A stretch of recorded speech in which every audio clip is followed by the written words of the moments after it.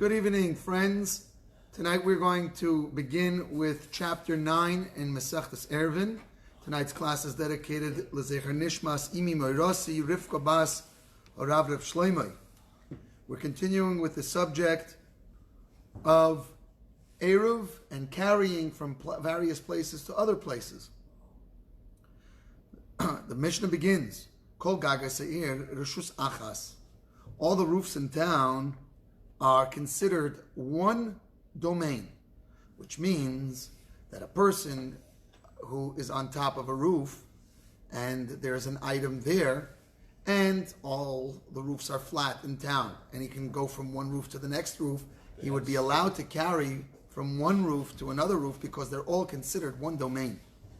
Provad, so long as so long as one of the roofs are not lower or higher 10 tfachim, handbreadths, higher or lower than the others. Divrei Rabbi Meir. These are the words of Rabbi Meir. So again, so long as all the roofs in town are within 10 handbreadths of each other, they're all considered one domain and you can carry from one to the next. Question. Yes? When it says from one to the other, does it mean like consecutive roofs? Like, in other words, could they be progressively higher than the first one? That's a good question. It seems that that would be acceptable.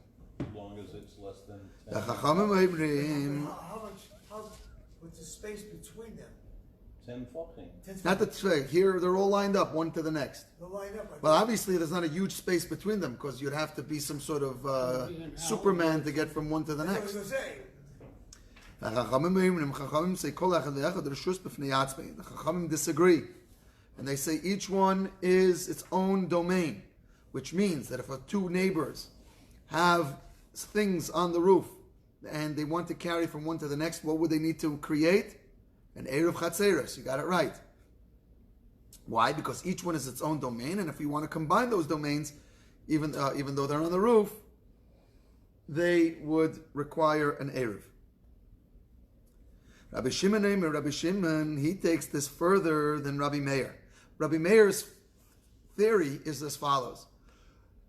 In a house is dedicated to a specific person and to specific uses. But roofs are not really used so much.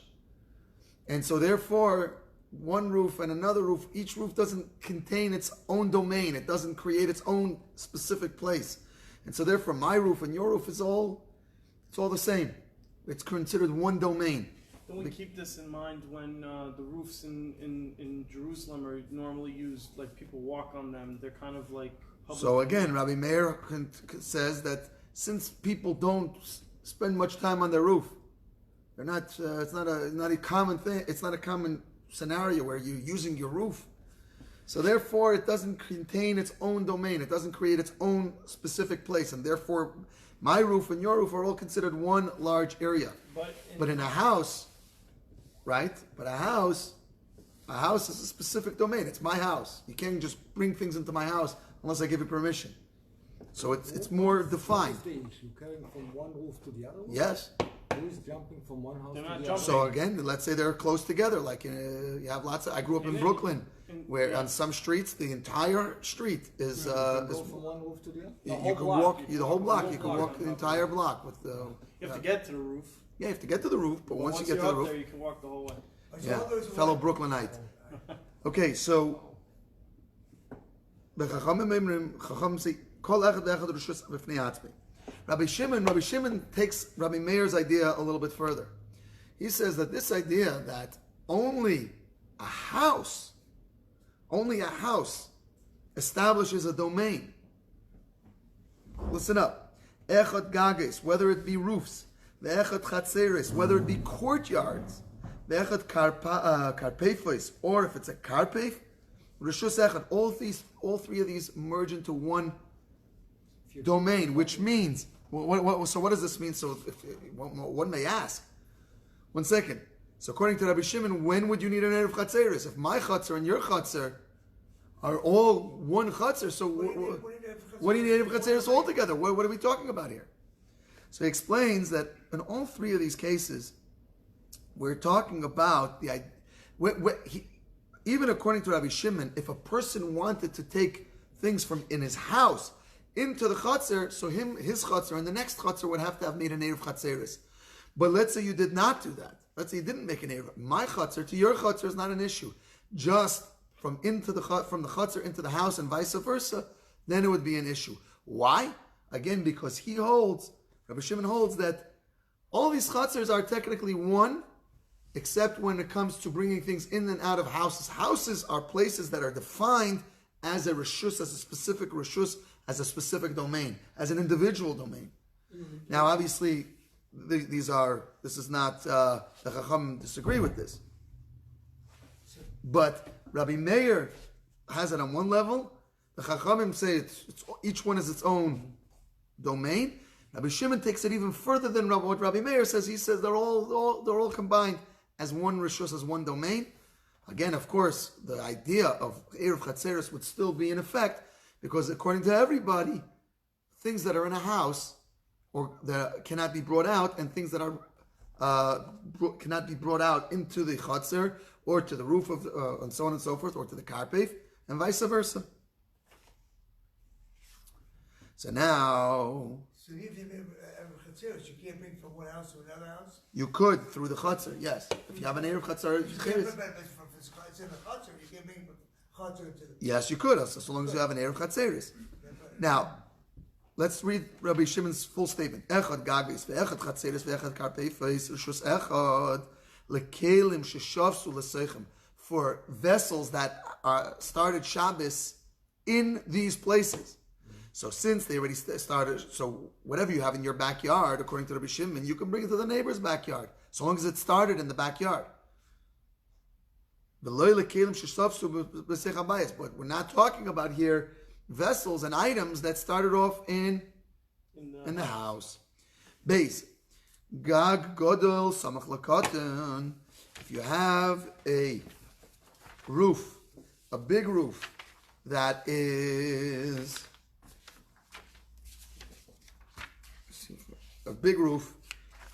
close to a small roof. So now here's a large roof. If you see here in the picture, here's a large roof and here's a small roof.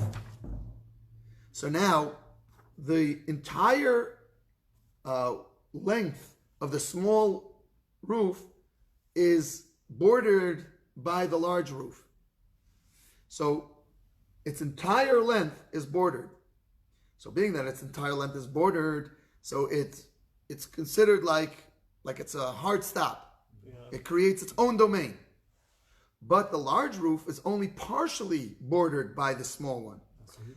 So now let's look at the Mishnah. The big one, to carry from the big to the little one, to carry around the big one, it's mutter without an Erev. But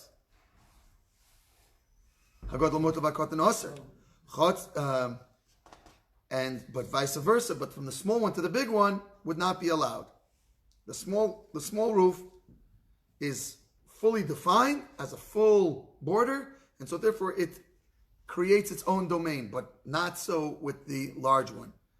So it's the large one that's making it. Well, it doesn't have to be larger. Actually, the Gemara explains it doesn't have to be larger. Even if it was the same size, it's a full border. The full length of the side of one side is bordered by another person's property. That defines the property. Whereas in the large one, since it's not completely bordered, so it doesn't have a defined border. We're talking about like a parapet wall? No, we're just talking about any roofs that touch. There's a longer one and a shorter one. So the longer one you're allowed to carry on? Correct, and the shorter one you cannot. And now a similar halacha, if you have a large courtyard that is breached to a small one. When we talk about breached, obviously we're talking about larger than 10 amos, as we already explained before, otherwise it's considered a door. So the larger courtyard would be permitted to carry in, because but the smaller one, it has a defined border, and now this border is open, and so therefore it would be usher to carry in that chatzir, because it becomes like an entrance to the big one. So the entrance to the big one, for the big one, it's like an entrance. For the smaller one, it's a full border. So in the smaller one, you would be usher, and in the larger one, you would be mutter to carry. If you have a chutz, if you have a courtyard that opens up into a public domain. So here, let's take a look here.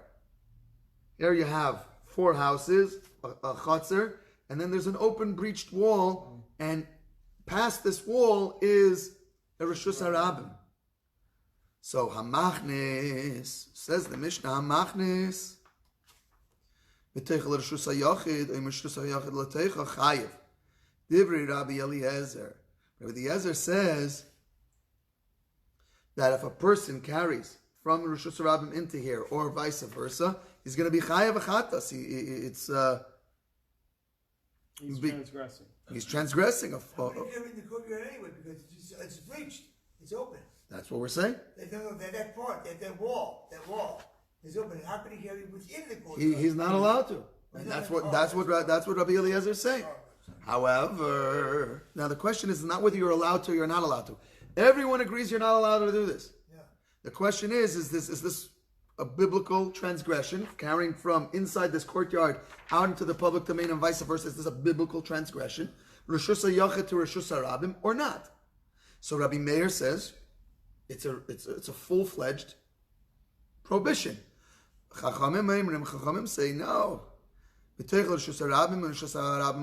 Potter, he's exempt. Not that it's allowed, but be careful with the terminology. He's exempt from transgressing biblically. Why? Because this area here becomes like a Carmelis. It's not a Rishus HaRabim. It's not a Rishus HaYachid. Because of the wall that goes around it, it's considered a Carmelis. It's like a no man's zone, not a Makam Patur, but a Carmelis, as we've explained in earlier chapters.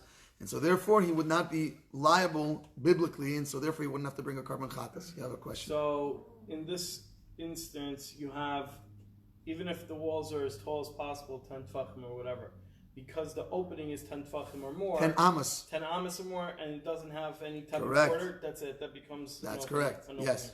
So now you're not allowed to carry in this courtyard.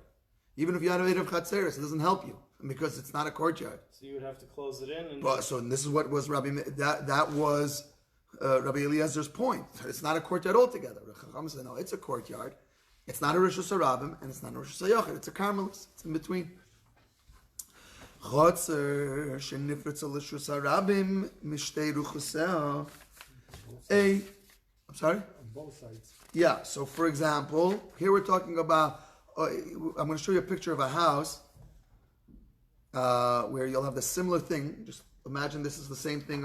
If you take off the roof, same thing would be if the corner of the courtyard is breached. So it's breached in a corner, diagonally. So you see here, so you have part of this wall is breached and part of that wall is breached. So, and the same thing would be with a chutzner, with a courtyard, and the same idea. You see that? So let's learn the Mishnah. A courtyard that was breached into a public domain on 2 of its sides. Or similarly, a house, like in the picture we showed you, which in the corner was breached. So now, in all of these cases, we're talking about that it became breached on Shabbos. So a part of the wall fell down of the house on Shabbos, or part of the gate in the chutzner fell off on Shabbos, or if it was a mavi, some of the lechis that are used to define the space, essentially like looking like an erev, collapsed on Shabbos, and now it's on 2 sides. Says the Mishnah, Mutarim B'Eis Shabbos. So, because in all of these cases, these are really not Rishus HaRabim places. So for that Shabbos, we give you a dispensation, and you can continue carrying on that Shabbos. But you'd have to repair it for the next Shabbos. But in a future Shabbos, it would become Asr, because you have time to fix it, and it should be fixed. Divrei Rabbi Yehuda. That's what Rabbi Yehuda says. Rabbi Yesi says, Mutarim L'Eis Shabbos. If we're going to allow it for that Shabbos, meaning to say it's not wide enough, the breach is not beyond 10 amas, It's good always. it's good always. And if it's not, and if it's beyond 10 amas, it's not good also on this Shabbos. If it's allowed for that Shabbos, meaning to say it's less than 10 amas, Lasad Lavi, it's also good. And if it's not going to be good for next Shabbos, meaning to say it's wider than that, Shabbos, we don't make dispensations for this Shabbos.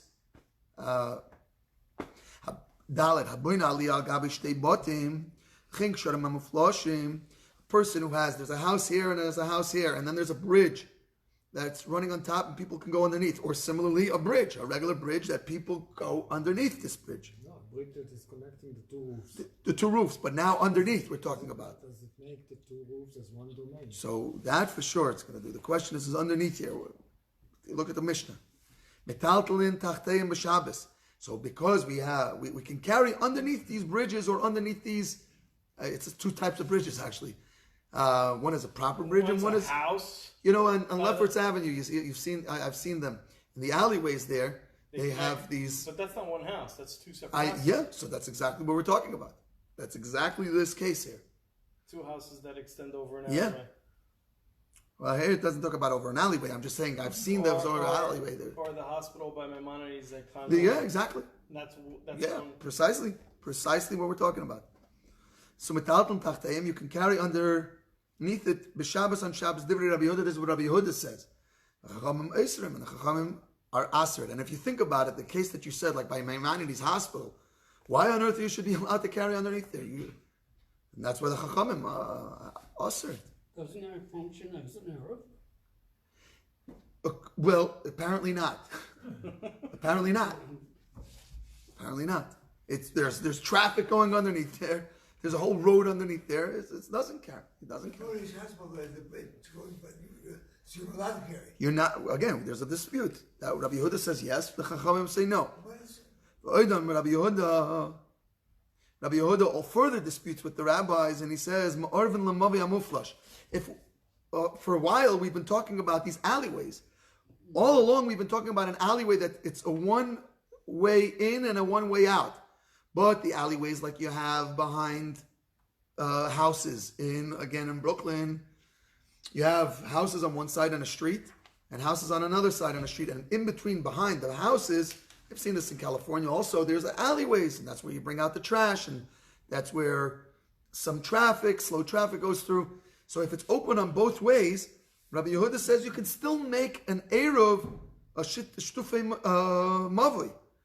But the Chachamim say no. What kind of? This is not a Mavi. This is a full road, and so therefore you can't make a Shtufei Mavos there. Okay, we are going to move steadily into a very long chapter. This is the final chapter of Eruvin. You can't carry the garbage out. You wouldn't be able to carry the garbage out into the back, according to the Chachamim, unless you made an actual Eruv, not a Shtituf Mavoy, which is a. You would have to make a proper Eruv. That's the bottom line. You could not just make a Shtituf Mavoy. Everybody gives some food and we make this symbolic idea and everybody can carry there. You can't, according to the Chachamim. Only when it's a closed-off alleyway. Aleph, Hamoitzi Tefillin, a person who finds Tefillin. It's a Shabbos, and he finds Tefillin. A bunch of Tefillin in the street. Well, you could touch them.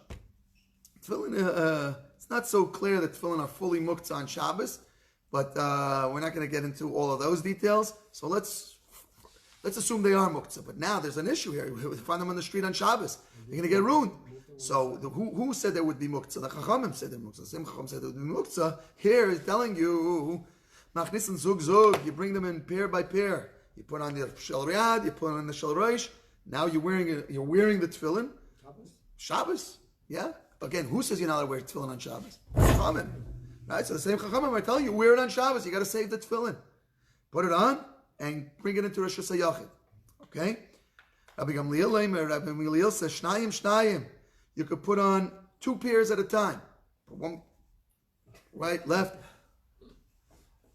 When do we say these halachas that you're allowed to bring them into from Rosh Hashanah? That wasn't such a funny comment. I've seen there are people who wear 2 tefillin. Exactly.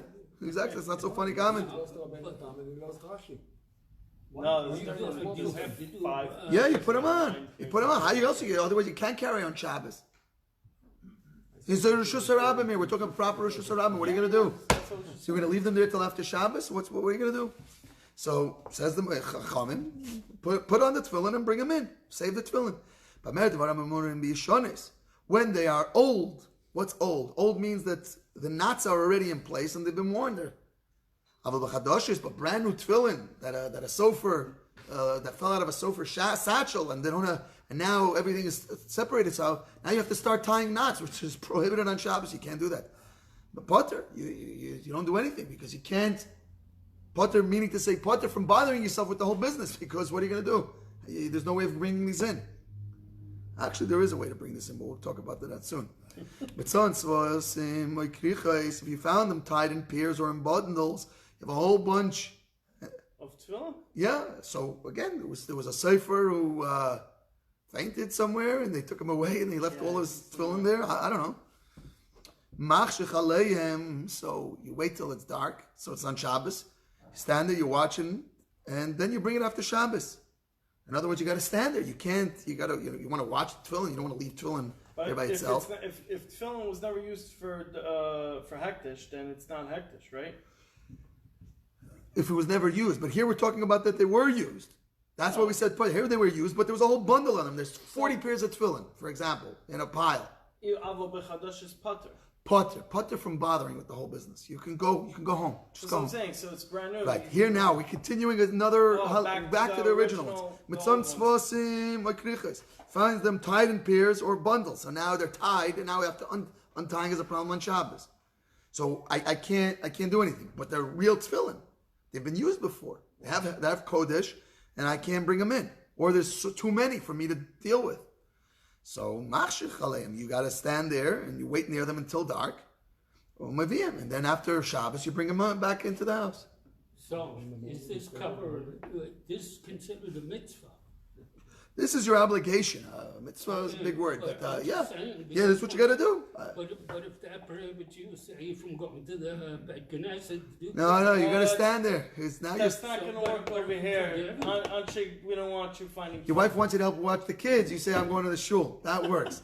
But when you find this whole pile of tefillin in Rosh Hashanah, so now you got to watch it. Now guess what? You were just hired as a security guard. You're forgiven. You're not transgressing. If they were never used before and they're not tied together, so then you can go on your way. Right. But if they've been used before, right.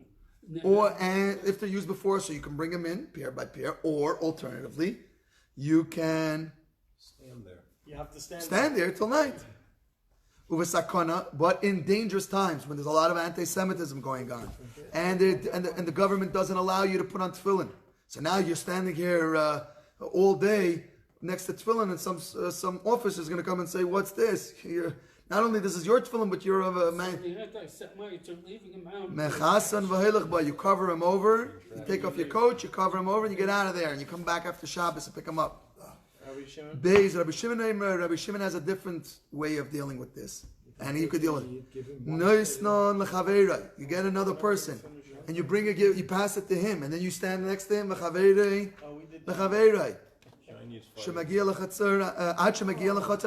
can pass it from one person to the next person until you get to the closest courtyard.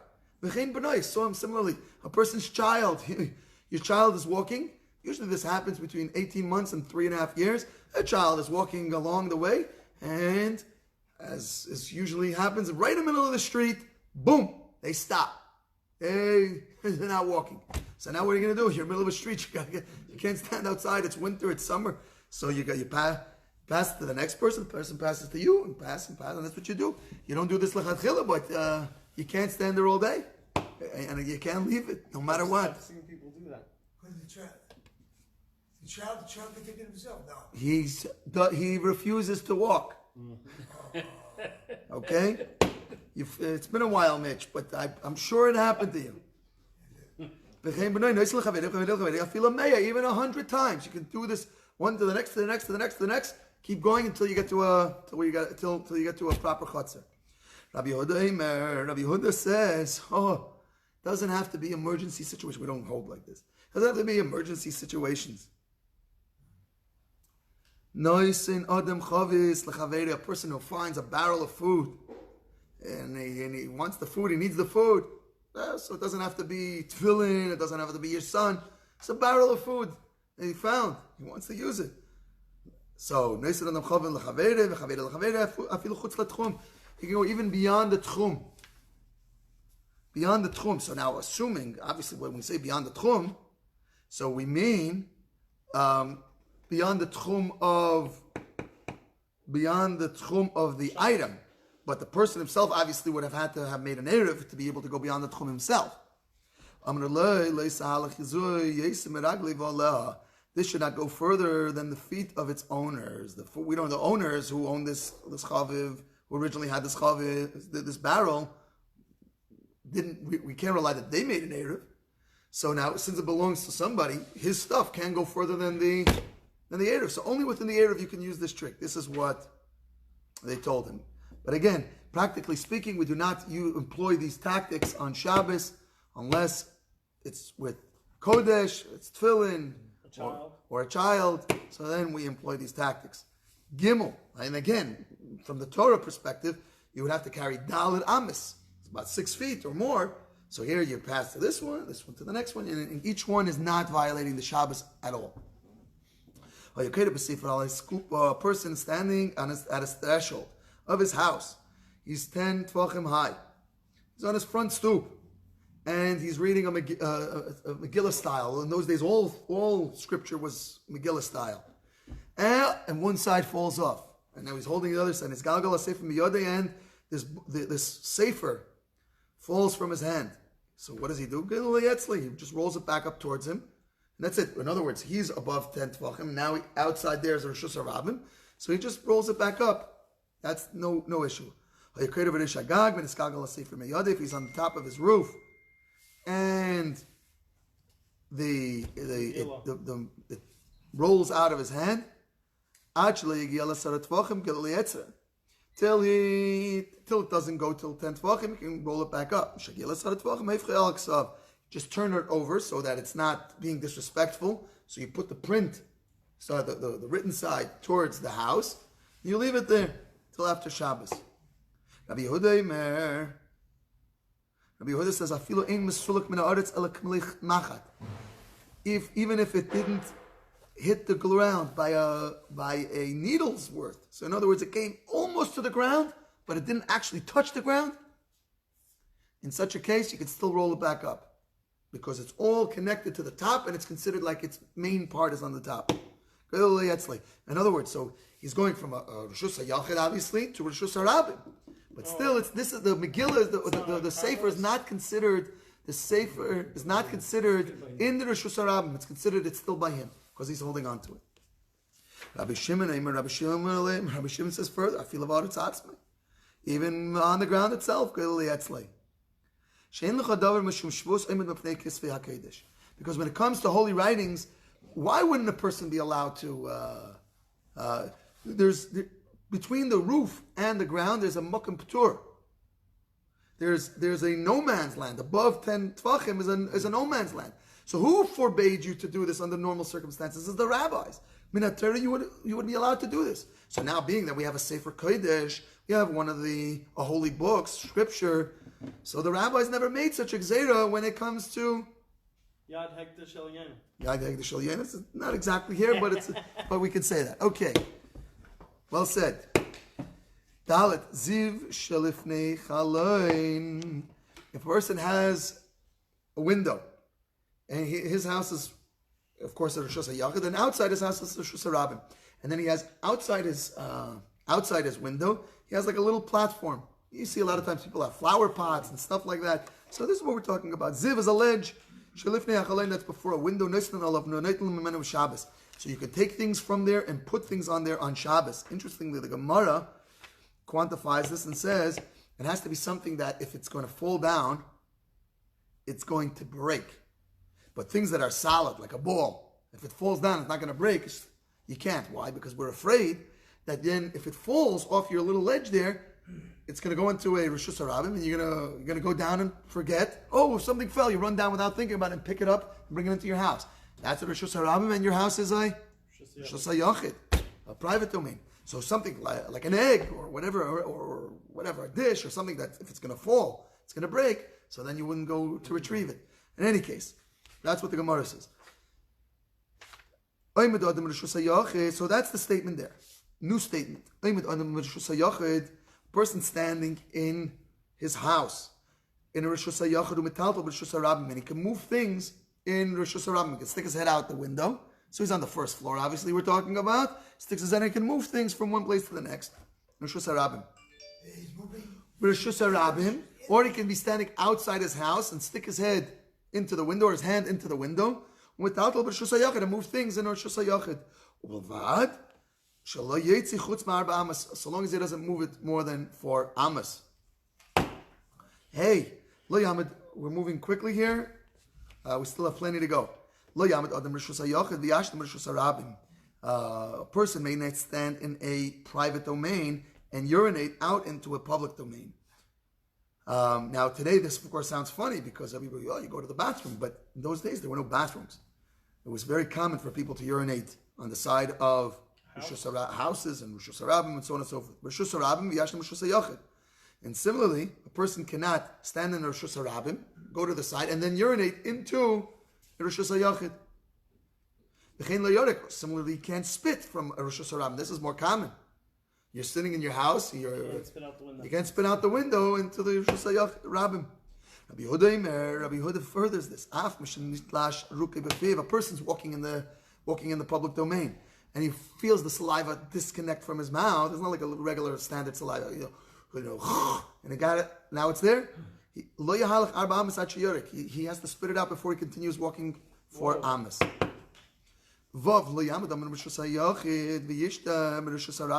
A person cannot stand in a Rishus HaYachid and drink from a Rishus HaRabim. Similarly, a person who's standing outside the house can't stick his head in and drink in the Rishus HaYachid. Ella, except unless he sticks the majority of his head and the majority of his body into the other domain. And similarly, in a wine pit. Now, the case of the wine pit has nothing to do with Shabbos. The case of the wine pit is talking about a case of Meiser. We're going to leave it at that. So it means even during the week. It would be considered permanent drinking, would be considered a permanent style of drinking. So it's an issue with Meiser. Let's continue. When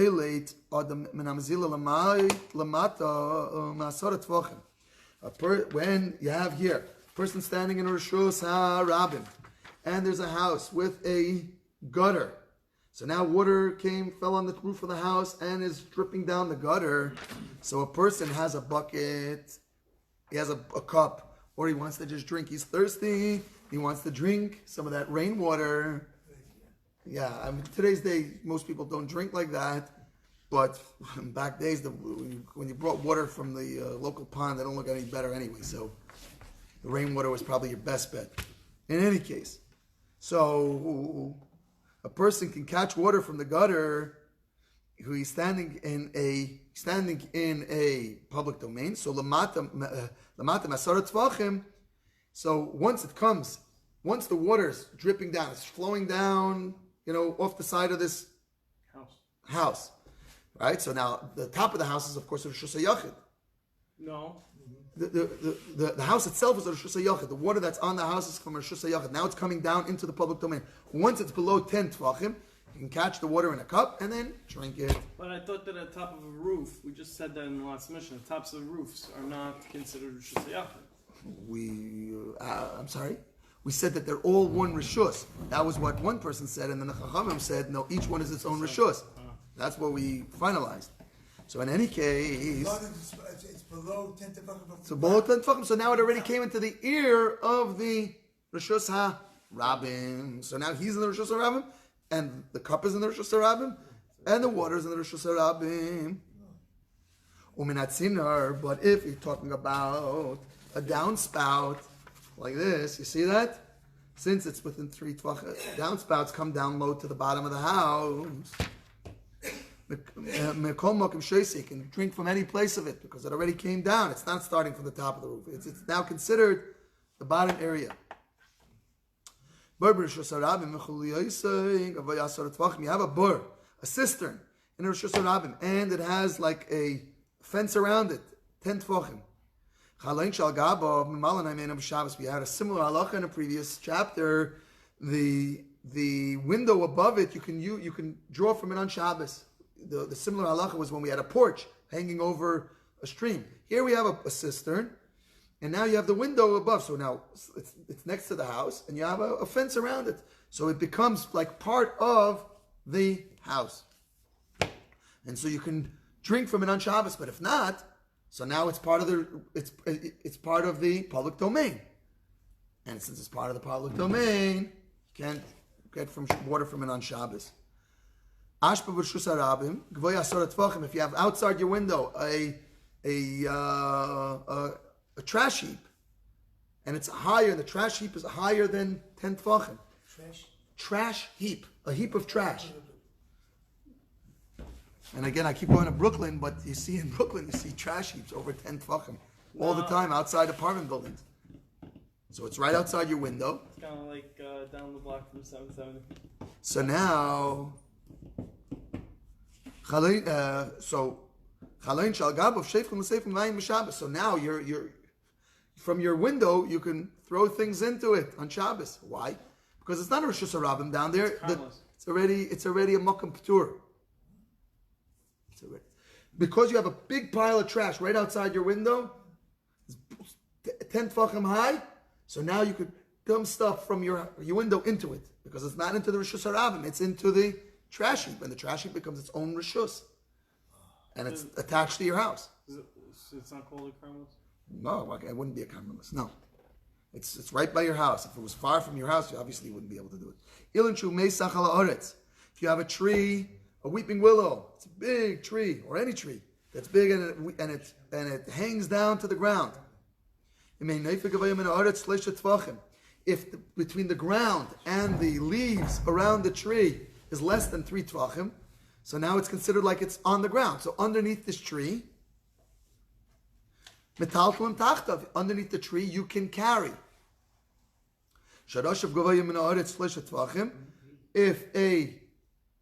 If there's roots that are coming out of the ground and they're higher than 3 tvachim, so we're not allowed to climb on a tree on Shabbos, right? So because these roots are 3 tvachim above the ground, they're not considered the ground, they're considered a tree, and you can't climb on them on Shabbos. You can't use them to sit down on. Hadeles shebemuktzah. If a person has a backyard, storage area, v'chadokim shebepirtza, or thorns which are in a breach, umachzoles and mats, ein noilim bahen elam kem gavoyim in haaretz. We may not use these items to close with them, to close off a breach, unless they are higher, unless they're off the ground. What's the issue here? The issue here is now we've moved from Erev to laws of Shabbos, because right now we've been talking a lot about Shabbos, so we're talking about Shabbos here.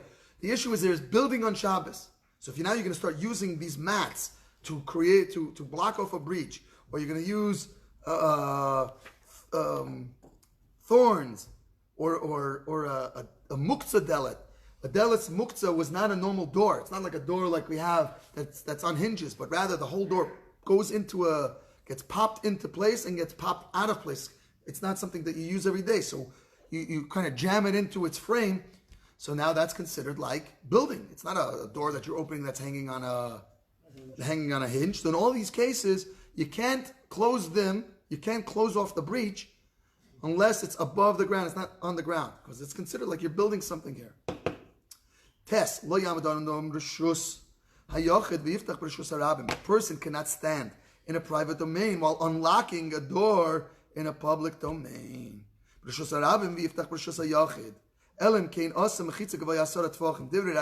Meir says in order to do this, you'd have to create a mechitza. Now, what are we talking about here? We're talking about a case where the key is hanging outside the door. So it's not meant to lock for people. I guess it's meant to lock for animals. So now what are we afraid of? We're afraid of somebody's going to take the key and walk away with it. And it's Shabbos, and you're not allowed to do that. I'm going to lie. So, Divrei Rabbi Meir, I'm going to lie. They said to him, Ma'aseh v'shuk shel pat tomin, shahay b'Yerushalayim, shayonoyim u'manichin es mafteach b'chaloin shal agabei HaPesach. They said, what are you talking about? This was a common practice in Yerushalayim, in the butcher's market, where that's how it was. That's exactly the way they did things. Exactly the case that you just described, that's exactly the way everybody did it. Rabbi Yossi says, Rabbi Yossi concurs with this idea, that it would be allowed. But he says, what you're talking about in Yerushalayim, you're mixing two stories up. It wasn't the butcher's market, it was the merchant's market. But again, he says that you can do it.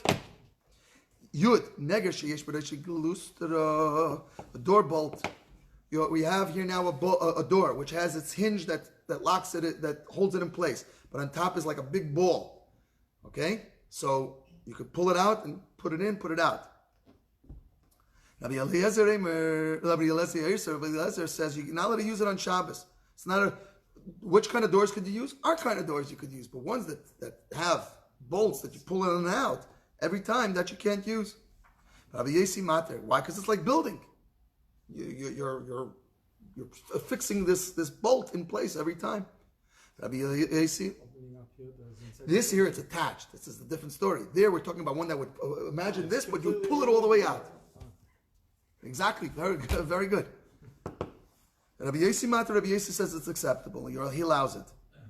Rabbi Eliezer says, "Ma'aseh b'knesses shebetveria." There's a story again in the shul in Tveria. So you know you can be out there that everybody allowed that they allowed it to do it. Until Rabbi Gamliel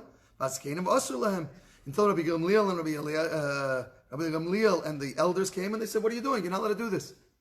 Rabbi Yossi says, "You got the whole story backwards." Exactly. Punkt parker. Isser Nagava. They didn't do it. And when the Rabbi Gamliel and his kingdom came, they said, "Why don't you? What's going on? Why don't we open this?" "Oh, you're not allowed to do it." "What do you mean you're not allowed to do it?" Rabbi Gamliel says, "You are allowed to do it." You got the story backwards. Neger nigror, a door bolt which hangs on which drags on the ground. I have this actually in the fence in my backyard.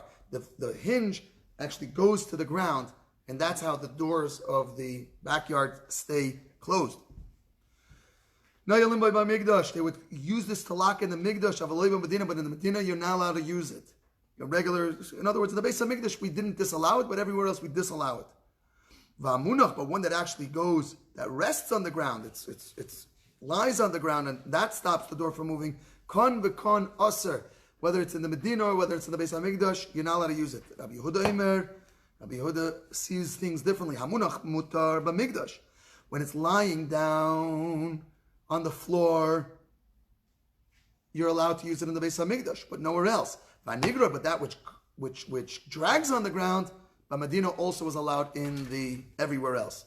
Marzir tziratachtim b'Mikdash, we may insert the lower pivot in the Beis HaMikdash. Avalei Medina, not in Medina. We're talking about a door again that has these pivots. Normally today, thank God, doors are fixed hinges. We don't have to worry about it. So there's a bottom one and there's a top one. And in our days now we have a middle one too. But in those days I had an upper one and a lower one. So, Marzir and Siratachtan, you can reinsert the lower pivot in the Beis HaMikdash, Avalei Medina, but not in the provinces, and not everywhere else. The Elian Kan V'Karanasif, and the upper one, that's mamish hanging a door, because once you remove the older, that's actually hanging the door. The door is actually hanging now. If you pull that out, the door is off. So that's building. Kan V'Kan Aser. Rabbi Yehuda says it differently. Elyain b'Migdash, the top one you're not allowed in the Migdash. V'Atachtain b'Medina, and the bottom one you're not allowed in the Medina. Ma'zirin Retiya b'Migdash avlei b'Medina. A person may replace a dressing. We're talking about a medical dressing. Generally on Shabbos you're not allowed to treat minor ailments on Shabbos. That's the general rule.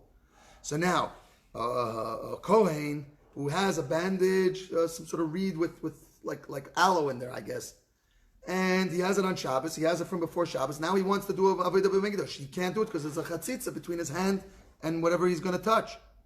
So he takes it off. So he's allowed to place this bandage back on in the Beis HaMikdash, even though it has aloe in it. Or some sort of other medical ointment. But everywhere else, not. But if it wasn't there beforehand, kan v'kanvaser, even in the Beis HaMikdash, you're not allowed to do it. We may tie a string in the Beis HaMikdash for a musical instrument, but not anywhere else. Musical instruments are completely muktzah. If it's done to begin with, you're first stringing a guitar, even in the Beis HaMikdash, it's aser. Now again, we've discussed this before, once about whether or not they would play actual music in the Beis HaMikdash or not, and it was a machlekes. We spoke about this before. Here, obviously, we're talking about according to the opinion that says that you are going to play music in the Beis HaMikdash. Well, we're talking about on Shabbos. That's the question. If an animal has a wart, or a person has a wart on Shabbos, and he's a kohen, so now he has a little. It's not a chatzitza. It's a mum, but it's a small one, right? You can cut off the wart in the Beis HaMikdash of an animal, of a liver medina, but not anywhere else. Then clean if you're using an instrument to cut it off, scissors or what have you. Kan v'kan aser, it's aser everywhere. Kohen shalaka be'etzbay keirach alav gemish b'mikdash. A kohen who injures his finger on Shabbos may wrap reed grass over it in the Beis HaMikdash. Avalei b'medina, but not in anywhere else. Again, as we said before, you're not allowed to treat minor ailments on Shabbos. If you're trying to squeeze out blood with this, kan v'kan aser, you're not allowed to do that altogether. On the ramp to the altar, you can spread salt so people wouldn't slip when walking on there. Again, if it's raining outside or the fats is dripping from the mizbeach, from all these animals, it can get very slippery, so you put salt there. And from the Ber HaGoyla, you can fill up water. That's one of the wells in the Beis HaMikdash area. Or from the great well. Shabbos on Shabbos, umeber hoker b'yomtiv, and from the flowing well on Yomtiv. These are all leniencies on Shabbos. One more Mishna, bear with us, and we'll get right to Ma'ir. Sheretz shenimtza b'mikdash, if sheretz, an impure dead animal, creepy crawling, one of the Shmoyne Shrotzim, was found in the Beis HaMikdash. Kohen meitzir b'hem yonai, so a kohen takes off a sash, grabs it up, scoops it up, and gets rid of it on Shabbos. So we don't allow tumah to stay residing in the Beis HaMikdash. This is what Rabbi Yechanan ben Breka says. Rabbi Yehuda says, "B'tzvos shel eitz." You don't use the sash belt of the kohen. Because then now the sash belt becomes tameh, and now you're adding more tumah in the Beis HaMikdash. So what do you use? You use tongs, wooden tongs, because they're wood. We'll get to this in other Masechta. Wood, unless it's a receptacle, is not going to become tummy. It's not susceptible to tumah. I say, from which areas would we actually remove it on Shabbos? From the temple and from the antechamber, and from the olam to the mizbeach. This is what Rabbi Shimon ben Nana says. Rabbi Akiva any place in the Beis HaMikdash where tumah would be punishable by with the willful transgression, kares, which is excision, or shigagase chatas, if you did it by accident, you would be required to bring a chatas. In all such places, misham mitzin oisei. In any such place, we get it out, you get rid of it there. And any other place, kaifan ois olav psachter, you just take a pot and you cover it until after Shabbos, and then after Shabbos you deal with it. So in the Beis HaMikdash, not every place in the Beis HaMikdash would you be chayav. But you're throwing it out. You're getting rid of it. What? You're throwing it out to the not a Rosh Hashanah. The whole Yerushalayim is not a Rosh Hashanah. Rabbi Shimon says, "Mokim shetiru l'chachamim." Just know, anytime the Chachamim gave you a leniency, mishalcha nasnu l'cha. They gave you from what was originally yours, meaning to say, without all the rabbis' laws, you would have been allowed to do it anyway. The only thing that the rabbis will ever allow you is something that they themselves prohibited, and since they themselves prohibited, they are the ones who are in a position to make a leniency and allow you. Mazel tov. Mazel tov. This concludes Masechtas Eruvin. Please join us next week at 8:30 as we begin Masechtas Beitza. Have a very good evening.